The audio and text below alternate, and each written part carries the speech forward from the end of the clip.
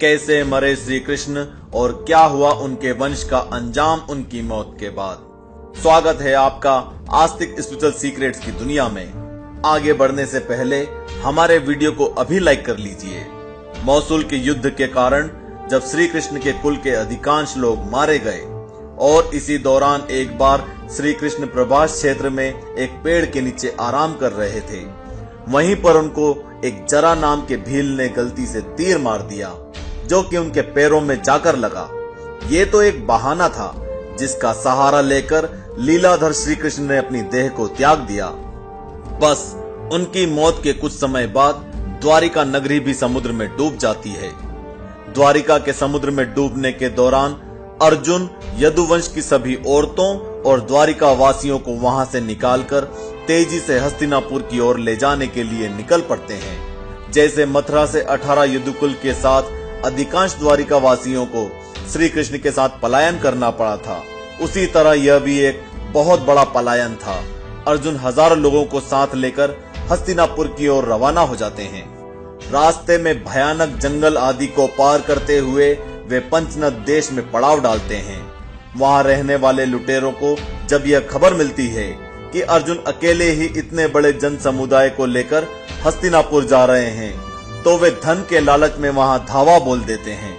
अर्जुन चीख कर लुटेरों को चेतावनी देते हैं, लेकिन लुटेरों पर उनकी चीख का कोई असर नहीं होता है और वे लूट पाट करने लगते हैं। वो सिर्फ सोना, चांदी, जवाहरात आदि ही नहीं लूटते हैं, बल्कि सुंदर महिलाओं को भी लूटते हैं। देखते ही देखते चारों ओर हाहाकार मच जाता है। ऐसे में अर्जुन अपने दिव्यास्त्रों का प्रयोग करने के लिए स्मरण करते हैं, लेकिन उनकी स्मरण शक्ति गायब हो जाती है। कुछ ही देर में उनके तरकश के सभी बाण भी खत्म हो जाते हैं। तब अर्जुन बिना शस्त्र से ही लुटेरों से युद्ध करने लगते हैं, लेकिन देखते ही देखते लुटेरे बहुत सा धन और स्त्रियों को लेकर भाग जाते हैं। खुद को असहाय पाकर अर्जुन को बहुत दुख होता है। वह समझ नहीं पाते हैं कि क्यों और कैसे मेरी अस्त्र विद्या लुप्त हो गई। जैसे तैसे अर्जुन यदुवंश की बची हुई औरतों और बच्चों को लेकर कुरुक्षेत्र पहुंचते हैं। यहाँ आकर अर्जुन भगवान श्री कृष्ण के परपोते वज्र को इंद्रप्रस्थ का राजा बना देते हैं। यहाँ हम अपने व्यूअर्स को बता दें कि कृष्ण के पोते वज्रनाभ को बहुत सी जगह पर वज्र भी लिखा गया है। वज्रनाभ द्वारिका के यदुवंश के आखिरी राजा थे जो यदुओं की आपसी लड़ाई में जिंदा बच गए। द्वारिका के समुद्र में डूबने पर अर्जुन द्वारिका गए और वज्र और बाकी बची यादव महिलाओं को हस्तिनापुर ले गए। कृष्ण के परपोते वज्र को हस्तिनापुर में मथुरा का राजा भी घोषित किया था। वज्रनाभ को इंद्रप्रस्थ का राजा बनाकर बूढ़ों, बालकों और अन्य महिलाओं को अर्जुन इंद्रप्रस्थ में रहने के लिए कहते हैं, लेकिन कहा जाता है कि रुक्मणी, शैब्या, हेमवती और जामवंती आदि रानियां अग्नि में प्रवेश कर गई और बाकी बची वन में तपस्या करने के लिए चली गई।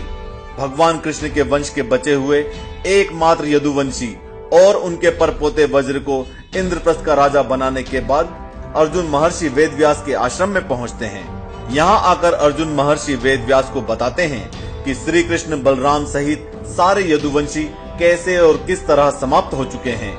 तब महर्षि कहते हैं कि यह सब इसी प्रकार से होना था, इसलिए इसके लिए शोक नहीं करना चाहिए। अर्जुन यह भी बताते हैं कि किस प्रकार साधारण लुटेरे उनके सामने यदुवंश की औरतों का हरण करके ले गए और वे कुछ भी नहीं कर पाए। अर्जुन की बात सुनकर महाभारत लिखने वाले दिव्य पुरुष महर्षि वेदव्यास कहते हैं कि वे दिव्य अस्त्र जिस उद्देश्य से तुमने प्राप्त किए थे वह उद्देश्य पूरा हो गया, अतः वे पुनः अपनी जगह पर चले गए हैं। तुम लोगों ने अपना कर्तव्य पूरा कर लिया है, इसलिए अब तुम्हारे परलोक गमन का समय आ गया है। महर्षि वेदव्यास की बात सुनकर अर्जुन उनकी आज्ञा से हस्तिनापुर जाकर महाराज युधिष्ठिर को सारा किस्सा सुनाते हैं। बाद में सभी पांडव स्वर्गलोक की यात्रा के लिए निकल पड़ते हैं। दोस्तों, वैसे इस वीडियो को देखने के बाद आपके मन में इस घटना से जुड़े और भी कई सवाल उठ रहे होंगे। यदि हाँ, तो अपने सवाल हमें कमेंट बॉक्स में लिख के भेजें। और हाँ, वैसे हमने भी इस घटना से जुड़े अन्य पहलुओं को लेकर वीडियोस बनाए हैं।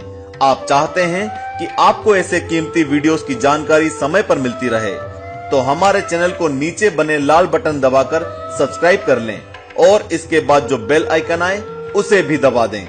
हमसे व्हाट्सएप पर जुड़ने के लिए इस समय आपकी स्क्रीन पे दिखा जा रहे नंबर पर अभी मिस कॉल दें और हमारे अन्य रोचक वीडियोस देखने के लिए आपकी स्क्रीन पर इस समय दिखाए जा रहे वीडियोस पर क्लिक करें। ओम नमो भगवते वासुदेवाय।